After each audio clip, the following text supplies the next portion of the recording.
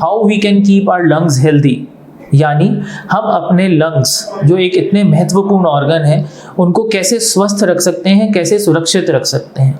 तो पहले जानते हैं कि हमें ये सुरक्षित और स्वस्थ लंग चाहिए क्यों। अभी आपने देखा फर्स्ट वेव सेकेंड वेव की कोरोना में जिनके लंग्स कमज़ोर थे, जिनके लंग्स में प्रॉब्लम थी, उनमें ये डिजीज़ बहुत सिवियर रही, कोविड की इलनेस सिवियर रही।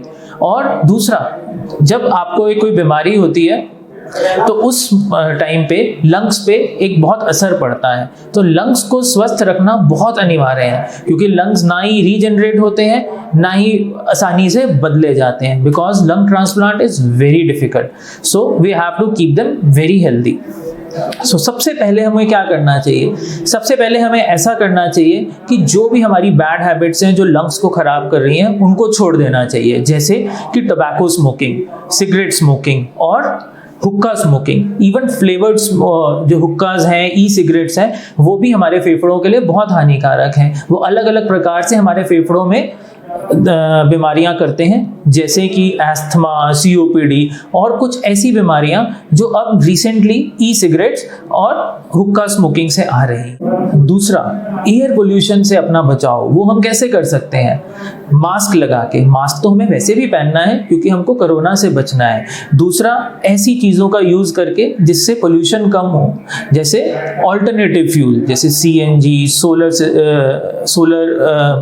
पावर प्लांट्स, उन जगहों का यूज़ करके हमें एयर पोल्यूशन को कम करना है। दूसरा, हम घर में भी एयर पोल्यूशन को कंट्रोल में कर सकते हैं एयर प्यूरिफायर यूज़ करके। अब दिल्ली एनसीआर में और जो मेट्रो सिटीज़ में लोग रह रहे हैं वहाँ पे हम आए दिन देखते हैं कि AQI 400 हो गया, 500 हो गया, तो उसमें हमें ऐसी जगहों पे हमें एयर प्यूरिफायर यूज़ करना चाहिए। तीसरा, अपने आप को इन्फेक्शन से बचाना। इन्फेक्शन एक ही नहीं, इन्फेक्शन जैसे कोरोना की इन्फेक्शन है उसके लिए ही ये सब चीज़ें ज़रूरी नहीं है, बाकी इन्फेक्शन से भी बचना बहुत ज़रूरी है, जैसे कि टीबी एक बहुत ही खतरनाक बीमारी है। उसके लिए भी हम लोगों को जब भी हम किसी इन्फेक्टेड मरीज़ के पास जाएं या जो पर्सन जिसको ये बीमारी है उस समय मास्क पहने और उसको भी मास्क पहनाएं, अपना हैंड हाइजीन का ध्यान रखें और स्पूटम एटिकेट्स, मतलब जहां बलगम आ रही है उसको ढंग से डिस्पोज करें, आए इधर उधर स्पिट ना करें।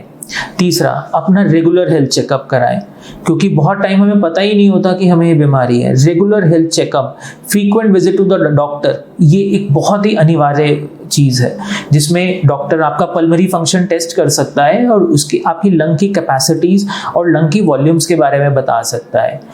और उसके अलावा आपको क्या करना चाहिए? आपको एक्टिव रहना चाहिए, एक्सरसाइज करनी चाहिए, एक हेल्दी लाइफस्टाइल रखना चाहिए। जहाँ तक हो सके सीढ़ियों का प्रयोग करना चाहिए। जब आप सीढ़ियों का प्रयोग करते हैं तो फेफड़ा और हार्ट दोनों की एक्सरसाइज होती है और साथ में आपकी मसल्स भी अच्छी रहती हैं। और सबसे और क्या इंपॉर्टेंट है, और है अपने आप को हाइड्रेटेड रखना। जितना आप पानी पीते हैं बॉडी उतने टॉक्सिन्स बाहर निकालती है। तो और पानी पीने से हमारी जो रेस्पिरेटरी की एपिथेलियम है, जो अंदर की लेयर है, उसको हाइड्रेशन मिलता है। उसमें जो सीलियाज हैं वो एक हाइड्रेटेड फॉर्म में रहती हैं और अच्छे से काम कर पाती हैं। और क्या करना चाहिए? खुश रहना चाहिए। जितना आप लाफ करेंगे, हैप्पी रहेंगे, आपके अंदर पॉजिटिव हार्मोन्स होंगे, उतने आपके लंग्स साफ और सुरक्षित रहेंगे।